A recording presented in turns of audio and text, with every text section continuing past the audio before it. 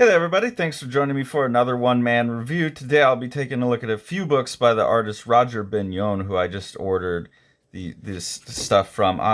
This appears to be, I thought they were individual issues, and they kind of feel and read that way anyways, but apparently this is number 16. Oh, sorry, I have them backwards. 16, 17, 18, and 19 of an ongoing series called No Man, or a collaboration. No Man and Silver Sprocket. I'm not sure, but it's No Man number 17, No Man number 18. So I think this is just an ongoing series of production experiments from Rodger Binyone. I think that's what I'm looking at, because they are amazing, gorgeous productions. I believe these are mostly screen printed, is what it looks like and feels like. The ink goes on with there's no sense of a dot pattern at all, unless it's an intentional like stipple pattern like this. And the ink looks thicker than a risograph, and it doesn't have any of the, I don't know, kind of breakup of a risograph. It doesn't say in here what the process is, but it all looks like screen print to me. So anyways, just to show you a couple things from each issue. This first issue, issue 16, which is Miffed Ruffians Penultimate Subterfuge. This is the most comic one. It's like the most straightforward story throughout. I don't think Rodger Binyone's the most exciting writer in the world. It's just kind of a fun, wild little kind of punk rock, anti-government, like, I don't know, about a rock band in the future. There's always kind of like this future aspect to what he's doing, this kind of like sci-fi element.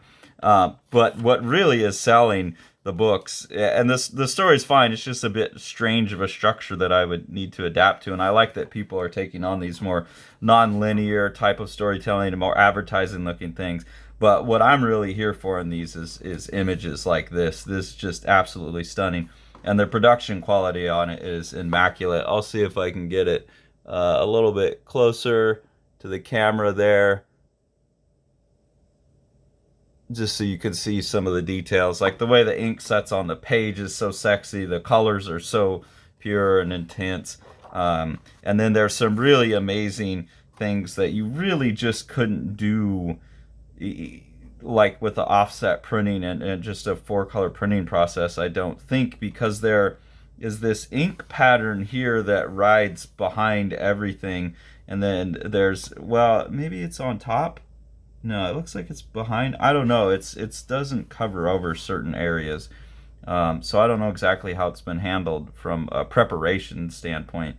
But it looks like this ink has been printed on top of some of this ink. And so you get this really cool, again, pattern in the black. And those are the kinds of things that I'm really getting interested in. And so it's really, really nice to see someone actually having pulled off some of these things. I'm just remembering back to some old woodblock prints I saw when I was a framer, and as I'm working with Sean on production ideas, I'm turning back to that. Here's another one. This is most definitely has to be a screen print, or maybe it's the risograph. I don't know. It looks like a screen print, but you can see the intensity of the fluorescent colors and just the beauty of the way that the colors overlay each other. So you have like the blue overlaying the orange with a little bit of yellow in there. It's just really gorgeous. Similar on the back, it looks like you have the same image in multiple colors just shifted. And again, the purity of the colors, the intensity of the colors, it's just all really, really gorgeous. On the inside, this seems to be more typical of the books, is that they're just like more art books, collection of illustrations. Some of them will have like a comic format to it, but pieces like this, the colors are just so pure and so stunning. It's really amazing to see that, and to see that looks like it might actually have a, I don't know, it's hard to tell. I don't think there's any dots in that other than the obvious texture. Then this issue here, this is issue number 17, which is Raxdolio, I believe is how you say that. This one's interesting because it is more about these big screen prints, and so they're being printed. There we go. You can see that pretty well. It's almost like this book is meant to be taken apart and be seen as a series of posters, but then there's other things that's like this and this that I don't think bear any real like relationship to each other. One of the things that's really cool about this is certain pages, like this is obviously this is a screen print, and it's on really nice, like really heavy paper. This here feels more like maybe a digital print, or yeah, it feels like a digital print, and so it's on thinner paper. So I think there's different print technologies being used. I don't think it's all screen printing either. Like this, I don't think is a screen print maybe so much as a digital print. So I feel like Rodger Binyone is playing with not just certain strategies, but how those different visual strategies, design strategies, production strategies play out over different production methods. I think there's kind of an experiment going on here with that. Like here you get this cheap, tipped in, like crappy little photocopied zine thing with some production ideas on it. And then something that I've really been enjoying, if you've been following what I've been doing now that I've got this screen layer thing that Sean exposed me to, I've been really enjoying doing line art and slapping a gradient over it to get an effect. And so you get that here. I don't know if this was done digitally or if this was a physical thing where you have like the pink ink go down and then the blue or purple or whatever that is gets scraped on top of it for the gradient. I'm not sure. It feels very physical, so I don't think that's done digitally. Then a nice cool spread here in the middle. Again, awesome intense designs, awesome colors. Some more of this like experiment with crappier paper. And then some more experiment where it appears to be like cut out just sleep ad magazines, and I don't know what this is all about. I was trying to figure out how these, I think this is just a halftone pattern, but it's a really fine grained halftone pattern, finer than most that I'm used to. So again, this is something, getting a photograph, turning it black and white, screening it. These are like tricks I've been playing around with too as I've been learning about screens. So I can kind of like interpret the experiment here and see like, okay, now that I know how to isolate that and get it as like a bitmap image that then I can colorize and I can trap it and like plunk it over something else. I can kind of see the thought processes, or at least my own thought processes are able to latch onto this and play with like the options and be like, oh cool, okay, he did that, but I could do this with it. And that just gets me excited. And here you can see some more actual comics work. Then number 18, this is another more straightforward through story, the Terraformonauts. This one, it's pretty abstract, but you've got these, I'll just show this big spread here. You've got these creatures that are basically terraforming a place. Again, this is all, I believe, screen printed. It's on this really nice heavy, like heavier than the Bristol board paper I draw on, this just really lovely toothy paper. The black and the yellow on this especially are so intense. Obviously the red is too, but the way that black sits on that paper is so dark and sexy.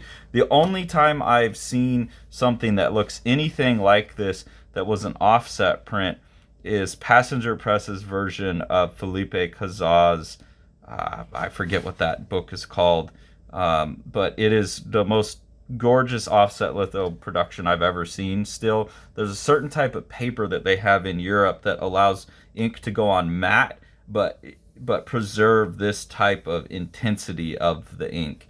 And that's something I've been wanting to play with since Christian at Passenger Press first exposed us to that. So that's the only way, unless I don't think the paper is this thick, but unless that's what Rodger Binyone's printing on, I'm pretty sure that at least this middle page here is a screen print. This looks screen printed. Part of the way I can tell, or maybe it's just this different paper I'm talking about, but you can see the difference in intensity in the black and the red, and a different in the crispness of the line. This is a handmade screen print, and I believe the rest of these, and you can see they have different textures too. This more has the dot tones on it, whereas this is using more of the spray and the stippling, so the diffusion dithers. So I think these have been intentionally prepared for these different processes as well. Like this has been prepared for a screen print process. And then you go to here, and I believe that this is probably a risograph. That's what these look like with these kind of textures, the minimal color palette, and it pretty well mimics the look of the screen print. But again, when you see a real screen print here on the back cover and compare it to this, you will see the difference in like presence in the room. This is like here in the room with me. This is like I'm watching it on a screen, and then the back is screen printed as well, I believe. And they're just gorgeous. They're absolutely gorgeous. So we've really got to figure out how mimic that look, because I love the feel of a screen print with the ink sitting on the paper. And then this is actually the way I came to Rodger Binyone. This is the latest. This is Psychopomp. I'm not even going to try and say the rest of that, but this is No Man number 19, and it's this nice little fold-out thing here. Again, this all to me looks like an actual screen print, hand-pulled screen print. And what's really cool about this, and this is how I came to Rodger Binyone, is this piece was part of some other anthology I grabbed. I think it was the Reptile House 11 anthology that I grabbed. This was the centerpiece for that. So this is a recolored version done as a one-off screen print little fold-out comic here, and I'm really excited to have this version. I think it's slightly larger, so you get all the detail and just the crispness of the screen print. There's just something really special about these handmade books that have that really analog quality of the screen print. So I think that's something that me and Sean will hopefully be playing with and trying to figure out how to get this type of result with the juiciness of that, but using modern offset litho production methods. That's like a goal that we have. I don't know that we're going to pull it off, but looking at Rodger Binyone has definitely even given me more ideas and made me like more serious about like how can we pull this off, because the look is so gorgeous. But you can't just have everyone hand pulling screen printing, so we got to figure out a different way to get that kind of quality. And that book that Christian Mara did with the Felipe Cazaux stuff is kind of the first thing I've seen. So definitely check out these Rodger Binyone books. They're pretty limited. I'm seeing on the inside of them, like this is number 12 of 125. So they are, you know, especially because I think these ones have the hand pulled elements. This one I think was an edition of 600, maybe not. I don't see the number on it. I thought I saw a number on it. Some of them had larger editions, and I think that might be due to the fact that there's less hand pulled stuff. Actually, no, this one has a hand pulled element, and this is 193 of 600. So some of them are pretty limited, 125. This one has more options. Oh, here's a really sexy thing. Look at that black halftone pattern fading out over the red. It just looks so nice. There's no other way you could do that other than those nice crisp dots. But anyways, Rodger Binyone, awesome stuff. I don't know. I'm assuming I would have ordered the other 15 issues if they were available, so they must be all sold out or something, which is a real bummer. I would love to get a whole set of these because each one's so different and so many ideas. But yeah, go grab this. Please go support this artist. This guy's up to some amazing stuff. If you enjoy what we're doing here on the channel and you want to support us, the best ways to do it, there's two of them. One is through our Patreon. We always appreciate that. We turn that back into buying books that we review. And then the best way to support what we're doing here on Living the Line is support what Sean's doing with Living the Line Publishing. So we'll go ahead and take a look at some of the books that he has put out now. The Exile by Eric Creek is a gorgeously illustrated Viking saga of revenge. Eric Creek calls it his Viking Western. It's about a guy who's been away on the warpath and is returning home to some family troubles that have to be resolved. And this is told in just this amazing, like, kind of 3-color art style that looks like old woodblock cuts or something. It's absolutely gorgeous book that you've got to pick up. Thanks for following along. Take it away, Jack. You want to see all these books? Smash that subscribe button and the like button and the bell, and then you get them.